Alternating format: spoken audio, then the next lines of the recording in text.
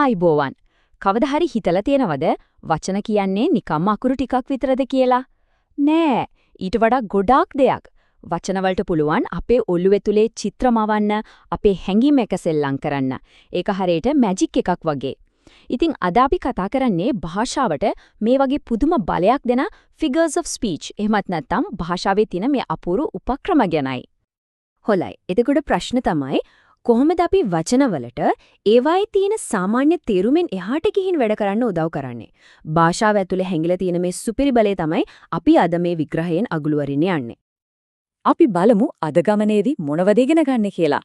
මුලින්ම වචනවල තියෙන මැජික් එක ගැන කතා කරනවා.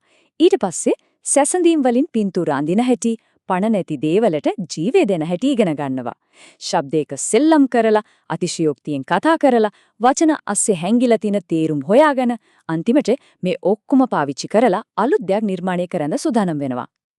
හරි, එහෙනම් අපි පටන් ගමු. පළවෙනි කොටස තමයි වචනවල මැජික් එක. මේවා නිකම් වචන නෙවෙයි. මේවා සාමාන්‍ය කතාවක් කවදාවත් අමතක නොවන අත්දැකීමක් බවට පත් කරන්න පුළුවන් විශේෂ උපක්‍රම. බලමු මේ මොනවද කියලා. හිතන්නකෝ මේවා හරියට චිත්‍ර ශිල්පියෙක්ගේ පින්සල් පාට වගේ කියලා. ලේඛකයෝ මේ මෙවලම් පාවිච්චි කරනවා තමන්ගේ භාෂාව පාට කරන්න, ඒකට බලයක් දෙන්න. හොඳම දේ තමයි මේ මෙවලම් පාවිච්චි කරලා ඕනෑම කෙනෙක්ට තමන්ගේ අදහස් තවත් ලස්සනට තවත් බලවත්ව කියන්න පුළුවන්. හොඳයි, දැන් අපි අපේ මෙවලම් පෙට්ටියෙන් පළවෙනි ආයුධ සෙට් එක අතට ගමු. ඒ තමයි සැසඳීම. කොහොමද අපි වචන වලින් විතරක් කියවන කෙනාගේ ඔළුවේ ඇතුලේ පැහැදිලි චිත්‍රයක් මවන්නේ? අපි බලමු. අපේ පළවෙනි මෙවලම තමයි සිමිල. සිංහලෙන් අපි කියනවා සමානාර්ථය. මේක හරිම සරල දෙයක්. අපි like එහෙමත් නැත්නම් as කියන වචන. ඒ කියන්නේ සිංහලෙන් වගේ හෝ men කියන වචන දාලා එකිනෙකට වෙනස් දේවල් දෙකක් සසදනවා. උදාහරණයක් බලන්න. she is as brave as a lion. සිංහලෙන් ඇය සිංහයෙකු මෙන් නිර්භීතයි. මේක ඇහෙනකොටම හිතේ මැවෙන්නේ හරිම ශක්තිමත් චරිතයක් නේද? අපි අයගේ නිර්භීතකම සිංහයෙකුගේ බලවත්කමට සමාන කරනවා. ඒ වගේම තමයි their dreams shine like stars.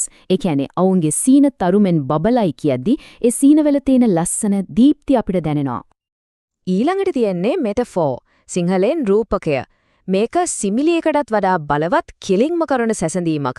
මෙතනදී අපි like හරි as හරි ඒ කියන්නේ වගේ කියන වචන පාවිච්චි කරන්නේ නැහැ. අපි කියන්නේ එක දෙයක් අනිත් දේ වගේ නෙවෙයි. එක දෙයක් කියන්නේ අනිත් දේමයි. බලන්න මේ උදාහරණය. Time is a thief. කාලය චෝරයකි. කාලය හොරෙක් වගේ කිව්වට වඩා මේක කොච්චර බලවත්ද? කාලය අපෙන් හොරෙන්ම වටිනා දේවල් අරන් යනවා කියන හැඟීම කෙලින්ම එනවා. ඒ වගේමයි life is a journey. ජීවිතය ගමනකි. කිව්වම ජීවිතේ තියෙන හැලහැප්පීම්, නැවතුම්, අත්දැකීම් ඔක්කොම එකපාර අපේ හිතට එළව නේද? ඉතින් මේ දෙකේ ලොකුම වෙනස මොකක්ද? බලන්න, සිමිලේකකින් කියන්නේ ඔහුගේ කටහඬ මීදුමක් වගේ සිනිඳුයි කියලා. ඒක ලස්සන සැසඳීමක්. ඒත් මෙටෆර් එකකින් කියන්නේ ඔහුගේ හදවත ගලක් කියලා. දැනෙන වෙනස පේනවද? එකක් මෘදුයි, අනික හරිම කෙලින්, හරිම බලවත්. හරි, අපි දැන් වචන වලින් චිත්‍ර ඇඳා. දැන් බලමුද කොහොමද මේ චිත්‍ර වලට පණ දෙන්නේ කියලා. ලේඛකයෝ පණ නැති වස්තුන්ට අදහස් වලට ජීවයක් දීලා කතා කරවන්නේ කොහොමද කියලා. මේකට අපි කියනවා personification. සිංහලෙන් මානවීකරණය. මේකෙදි වෙන්නේ මිනිසුන්ට විතරක් කරන්න පුළුවන් දේවල් එහෙම නැත්නම් මිනිසුන්ගේ ගතිගුණ අපි පණ නැති දෙයකට දෙන එක. සරලවම කිව්වොත් වස්තුවකට පෞරුෂයක් දෙනවා වගේ වැඩක්. මේ උදාහරණය බලන්න. The wind whispered through the trees. සුළඟ ගස් අතරින් රහස් කුඳුරමින් දියා. ඇත්තටම සුළඟට කුඳුරන්න බෑ නේද? ඒක මිනිස්සු කරන දෙයක්. ඒ වගේම the sun smiled. හිරු පොළොව දෙස බලා සිනාසුණා. හිරුට ඇත්තටම hina වෙන්න බෑ. ඒත් මේ වචන පාවිච්චි කරාම අපේ හිතේ කොච්චර ලස්සන උණුසුම් චිත්‍රයක් මැවෙනවද? අන්න ඒක තමයි මේකේ බලය. හරි. අපි දැන් ලෝකයට ජීවය දුන්නා.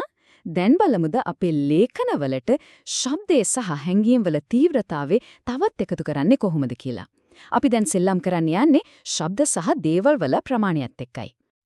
හිතන්න වචනයකට ඒකෙන් විස්තර කරන ශබ්ද වගේම ඇහෙන්න පුරුවන්ද?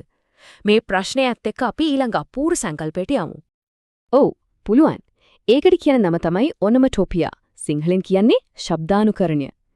ටිකක් දිග කියන්නත් අමාරු වචනයක් වගේ නේද? ඒත් මේකේ තේරුම හරිම සරලයි. මේ කියන්නේ ඒ වචනේ උච්චාරණය කරනකොටම ඒකෙන් කියවෙන සද්දේ ඇහෙන වචනවලට.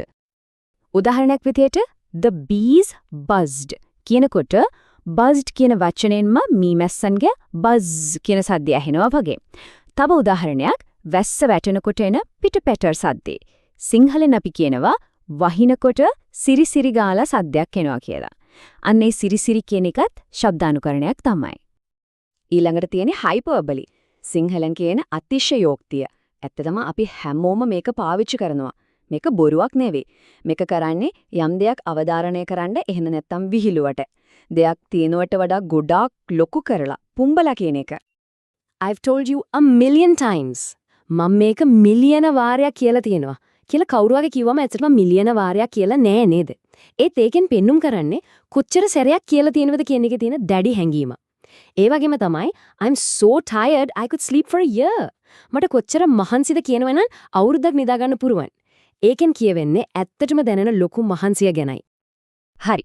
අපි මෙච්චර වෙලා කතා කළේ වචනවලට පාට, ජීවය සහ ශබ්දය එකතු කරන ක්‍රම ගැන. දැන් අපි බලමු ඊටත් වඩා ගැඹුරට ගිහින් වචනවලට යටින් තියෙන සැඟවුණු වරුත් හොයාගන්නේ කොහොමද කියලා. මේකට අපි කියන්නේ symbolism. සිංහලෙන් සංකේතවාදය.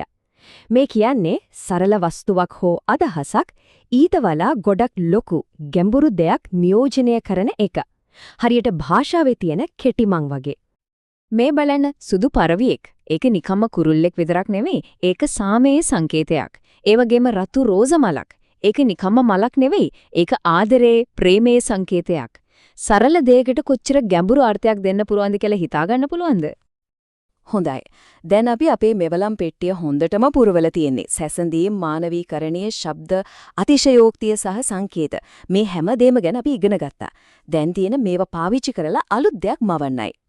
ඉතින් භාෂාවේ මේ රහස් දැන් දන්නේ නිසා ඊළඟට කියන්න යන කතාව මොකද්ද? මේ බලවත් ප්‍රශ්නයත් එක්ක නිර්මාණශීලී ලේඛකයෙක් විදියට Tamanගේම ලෝකයක් මවන්න පටන් ගන්න පුළුවන්. ඒ බලය දැන් පාවිච්චි කරන්නයි තියෙන්නේ.